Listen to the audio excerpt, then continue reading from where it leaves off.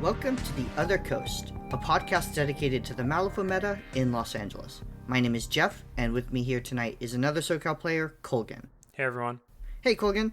So, this is a special episode. We are recording it to celebrate our very first Patreon backer, and so we want to thank Alec for his support, and thank everyone who has listened and commented so far.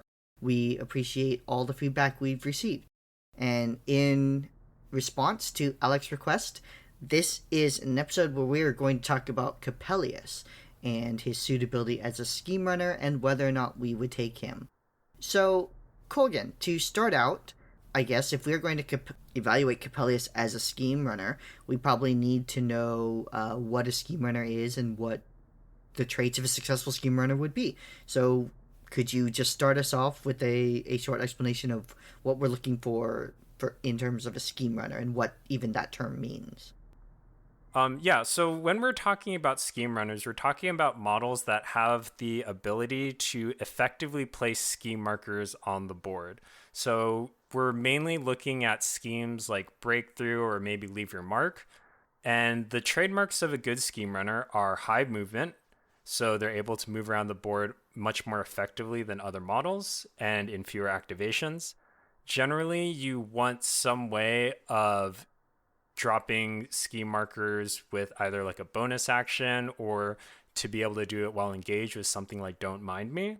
Or you want to have the ability to easily get out of engagement without taking a disengage action, since if you take a disengage action, it prevents you from dropping scheme markers. So something like Leap will work as well. In addition to that, you're generally looking at something that has some kind of reliable defensive ability.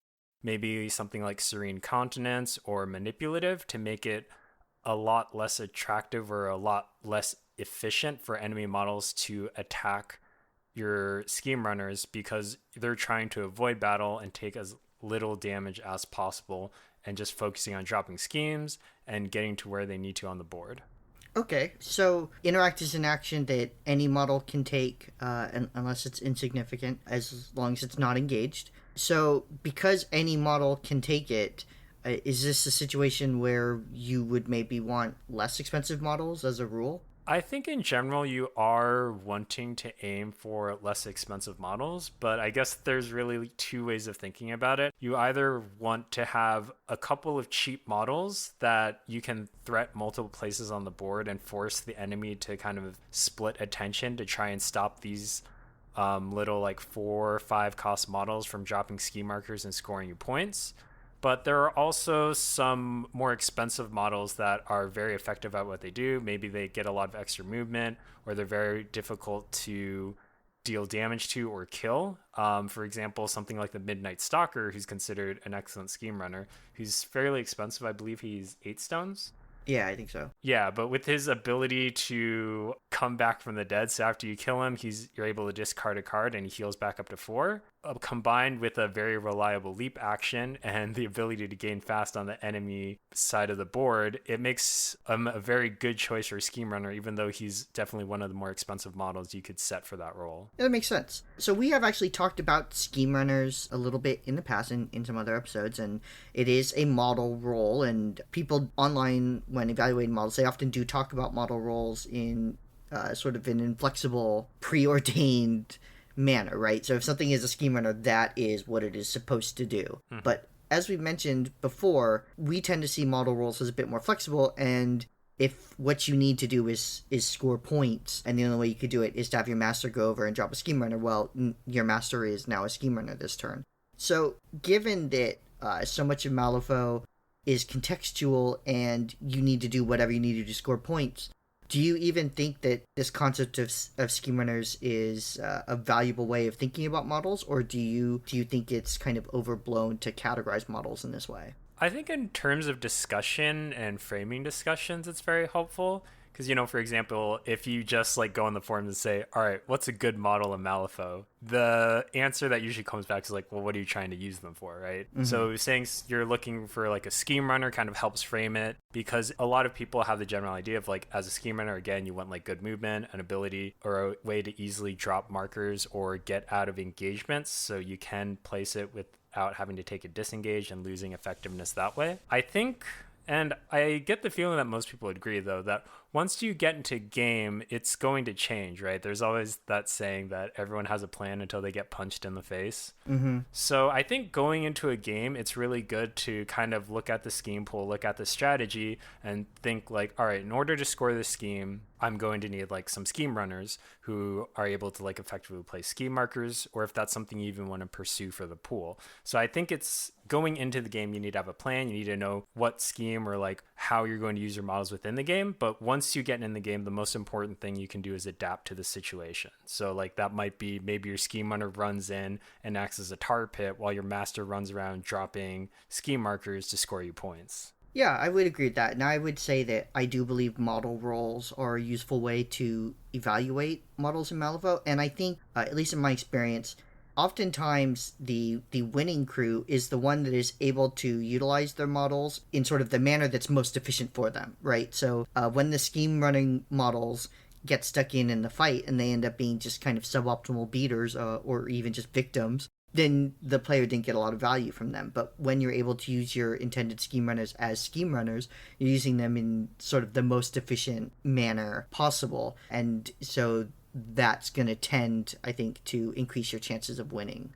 Yeah, I would agree. I mean, generally, models are made with a more specific idea in mind of what they're supposed to do and what their role is in the game. And if you're able to use them towards that role and use their actions, then you're essentially using them more efficiently than other models in like similar positions. So as with this game, since it's all about decision making and resource management, the more efficiently you can use your models or the more effectively you can use them, the higher chances of winning are going to be. Sure.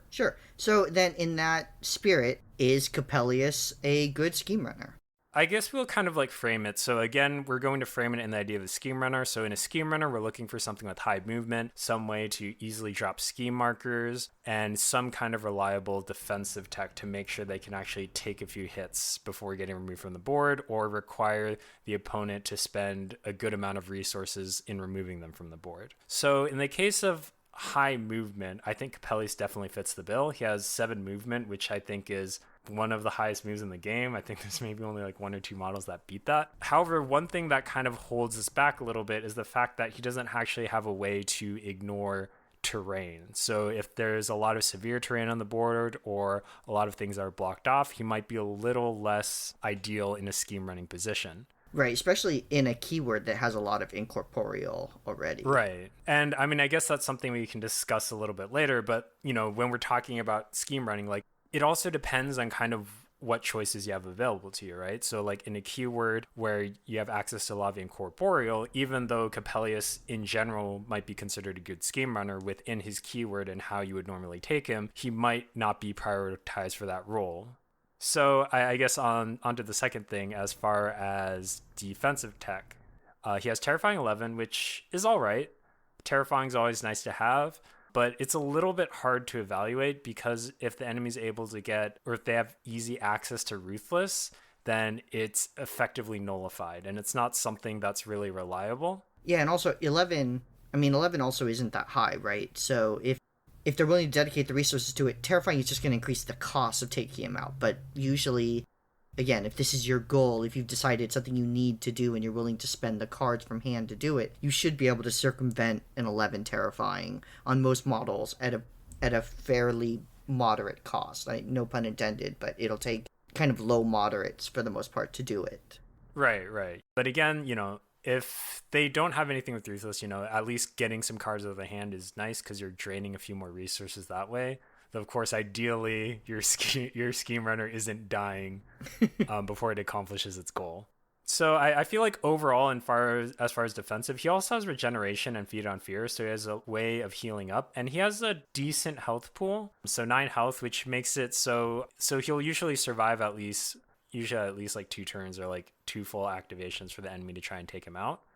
So that makes him a little more resilient than I think a lot of scheme runners you generally see as far as just like total health pool. Mm-hmm. But overall, I think he kind of sits on the average scale as far as what I would expect from a scheme runner in terms of defense. Right, sure. So he's got pretty good movement, but no movement tricks. He's got decent defenses, but nothing outstanding. What about his ability to drop scheme markers? He doesn't have a way of dropping scheme markers while engaged.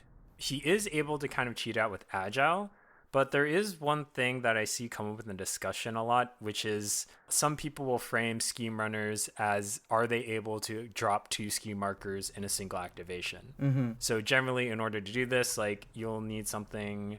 So I think if you look at like Kitty from the honeypot keyword, she has like a bonus action that just lets her drop a scheme marker. So she's able to like interact, drop a scheme marker, move, and then use that bonus action to drop 2 scheme markers in a turn. Mm-hmm. So while Coppelius has agile that lets him move out of engagement so that the opponent can't stop him from interacting just by engaging him, he's not able to drop 2 scheme markers in a turn. It's nice that you can reliably get that scheme marker down. It's very difficult for the opponent to kind of tie him up because of agile, but he's not going to be efficient as some of, I guess, the higher tier scheme runners that we generally see. Sure.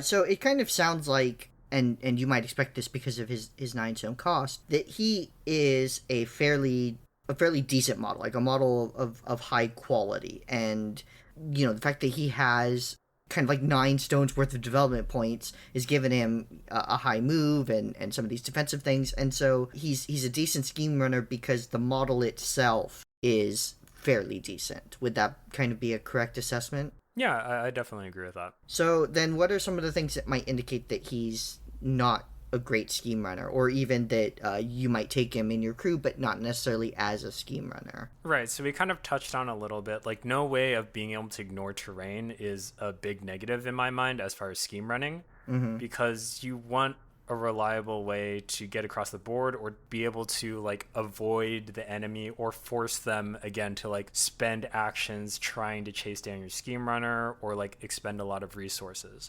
And, you know, if you can prevent the enemy from even getting to your scheme run in the first place, you know, if it's just like leaping across or running through a forest and breaking line of sight, like that's great for you. Right. And the other thing, again, he's not able to drop 2 scheme markers in a single activation. So he's not really more efficient at scheming than, you know, like a very low cost, like 4 or 5 cost minions. Since at most he's getting the 1 scheme marker down the same as they are. Yeah, no, I'd agree with that. And then as we sort of discussed, most of his actions are, or actually, I don't know if we really did discuss this or not, but if you look at the back of his card, his actions sort of look like they have kind of a support vein, right? He can do something that heals. He can push his friends around. It looks like he sort of wants to be with the rest of his crew, or at least that if he is with the rest of his crew, he can improve their board state quite a bit. Yeah, and I guess this kind of goes into what you're mentioning earlier. You know, within the Nightmare keyword, there's a lot of access to Incorporeal. So Frightening Reminder is, I guess, even more effective than it would be in other crews, since you can just push straight through enemy models even if they're engaged. So he can be very flexible in that he can scheme run himself, and he can also enable a lot of your other models to scheme run. You know, even if the enemy like tries to tie them up to stop them from interacting, you can just push them straight through and you don't even have to deal with the disengage action. Right. And with stat 7 and a TN10, it's super reliable, only needing to flip a 3 to get it off. But yeah, I agree with what you say. Like, as far as his actions, a lot of them rely on having other models near you. Unhinged gets stronger if the enemy model is surrounded by other Nightmare models, so that indicates you kind of want him near the crew in order to get more efficiency out of those actions. But one thing we didn't really mention that is also kind of another point in being a scheme runner, or I guess in this sense maybe just like a very independent model, is his reliable attack action. So he has Deadly Claws, you know, it's stat 7, which is insanely high. Right. And then with the built-in crows, so he's basically reliably hitting on a 3-5-6 damage track. Yeah, and the enemy model gets pushed away from Coppelius. So it's yet another ability that he has that makes him difficult to pin down. Now, we actually haven't really talked a lot about this, but he does have this ability, Whispered Truths, that's a tactical action. And it only takes a 5 to go off, and if you can produce the mask trigger, it will allow you basically to replace enemy scheme markers within range with your own.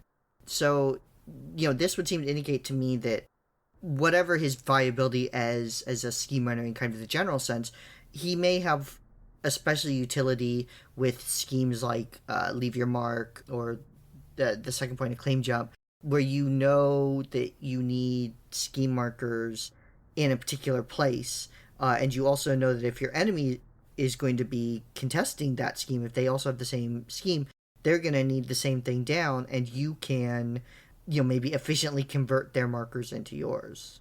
Yeah, I think especially on something like Leave Your Mark, it makes it very strong because, the way to score Leave Your Mark and the way to deny is pretty much the same. Like, you just want that ski marker down on that area.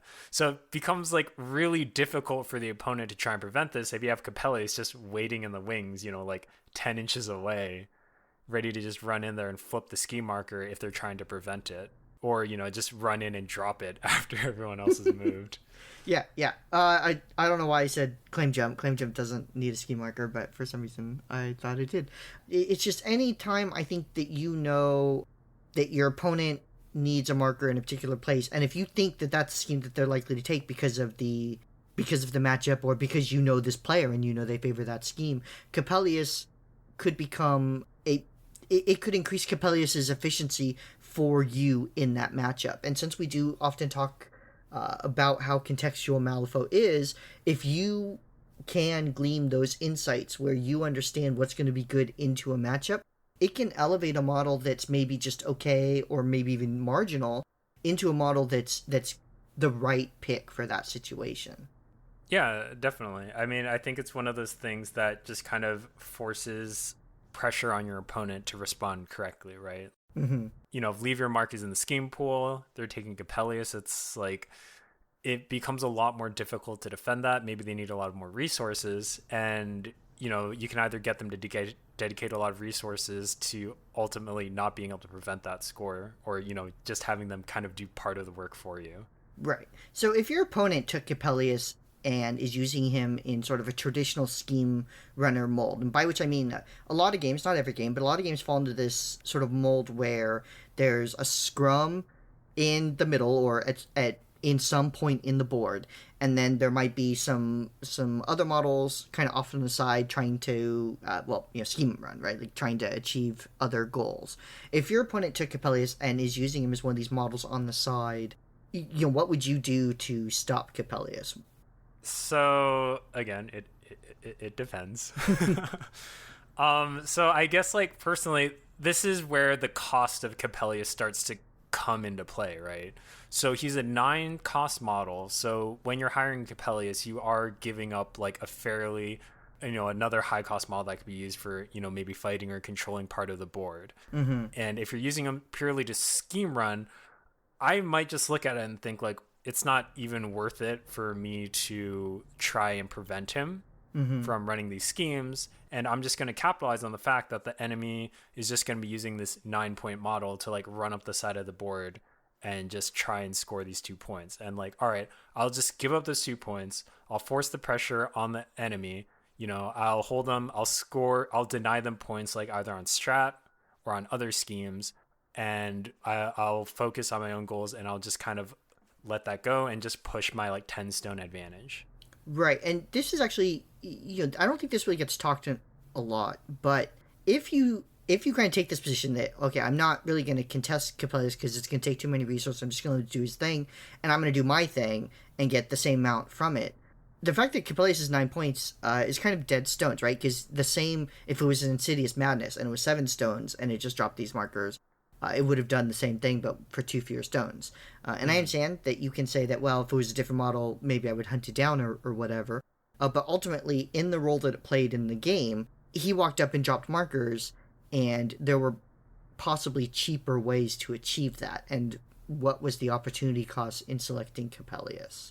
Right. But you have someone like Hans who has Ruthless and extremely long range and the ability to just like pass out slow pretty reliably on his gun. Like, Coppelius might just not get any efficiency. You just drop Hans, pop Coppelius, slow him. He doesn't have a way of reliably, avoiding damage since he's relying on that terrifying. And unless he's engaged, he can't heal from Feed on Fear. And Regeneration 1 is nice, but it's not going to really stop you from a dedicated attack. Mm-hmm, mm-hmm. Sure. Especially if kind of a good solid model already has focus or something where they're going to be able to hit those mins or sorry, those moderates or those severes more reliably. Because at 9 health, a min 3 beater, it's going to take 3 actions to kill him, but if you can reliably do moderate or severe, it's not that hard to get up to 9 damage in a single activation. Mm-hmm. Well, I mean, like regeneration will buy a little bit of time. It's not bad. It's like it's always nice to have regeneration, but it's not really strictly like a defensive ability, right? If they're trying to get rid of your scheme runner, regeneration isn't going to save them if they're actually gunning for it on that turn. Right, sure. So then I guess this brings us to, to the judgment. Would you take Coppelius as a scheme runner? So I think solely as a scheme runner, especially since we're talking about Nightmare, I think there are stronger choices. I feel like Coppelius' strength comes from his flexibility. He has really high movement. He has a very reliable attack, which is like 356 damage track, which is really good. He has the ability to heal other models in your crew. He can grant them a good amount of extra mobility. He's able to get them so like free disengages, so the enemy has a very difficult time tying them up. And his ability to just threat so many parts of the board or just to provide so much support for the Nightmare crew as a whole is, I think, where his strength lies. So like I feel like I would probably use him as mainly a support model, but depending on how the game evolves, I think he can make a very strong scheme runner, because when it gets later, or maybe the opponent just realizes that they don't have anything that can effectively stop him after a certain point in the game. Right. No, I would agree. And I think he also might be an effective anti-scheme runner because of that speed and because his attack can push models and it's a built-in trigger for him. Since a lot of these schemes require models to be in a particular place or to they want to be next to the corrupted ley line to flip it, or they need to be within the center of the board, or they need to be in your deployment zone or whatever. He has the movement to influence a lot of the area of the board, and he also has the ability to convert enemy markers to yours. So even if you don't need the marker, if you can convert the marker, the enemy can't use it to score. Yeah, I mean, yeah, I would agree. Like a lot of strength, I think, just comes from the fact that the enemy can't quite pin down what he's going to be used for until he gets around to doing it. Right. I think the other thing to keep in mind is when you're using Coppelius is you really need to take in the terrain of the board into account. If there isn't a lot of severe or there's easy ways around it, like 7 movement, you're going to be zooming across the board. Yeah. So it sounds like our assessment, and again, you should take it for what's worth. This is just the opinion of 2 people who play Malifaux, right? We're not claiming some sort of special expertise, but it seems like you can take Coppelius as a scheme runner. If you have him as a scheme runner, you're not making a mistake, but he might be a little bit expensive just for that role.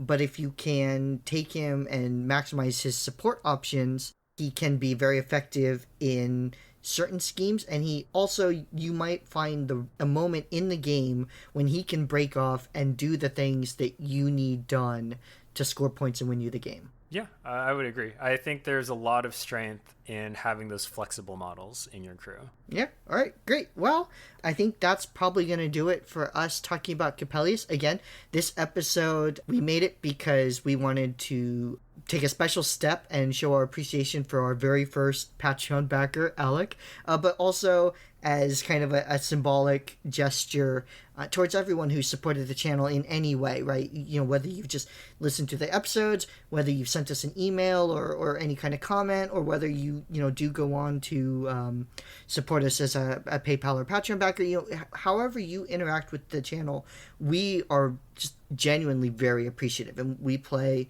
here in Los Angeles, but we really want to be part of the wider Malifaux community, and that's one reason we're doing this podcast. And so if you have enjoyed this podcast, please feel free to let us know what kind of stuff you would like to see from us in the future, and that'll pretty much do it for us. So I'll just say thank you and good night. Thanks, everyone.